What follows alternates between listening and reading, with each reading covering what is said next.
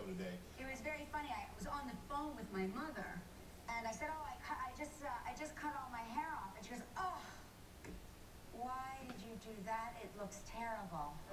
And I said, "You haven't seen it yet. How would you know?" She goes, "I don't need to see it to know I don't like it. You know I'm a long hair girl."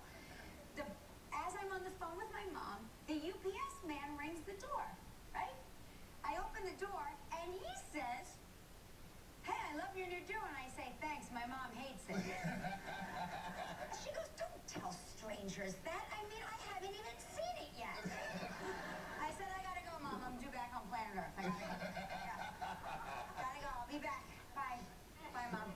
Only parents, only parents. But you know, I actually, and then somebody told me, "Oh, Shelley told me, oh, you're dark." Have I changed since I've been here? Excuse me, between the two of us, I believe I am the darker. I mean, in terms of darkerness for us. Right? Would you agree? I would agree. I'm a little mocha right now. That's it.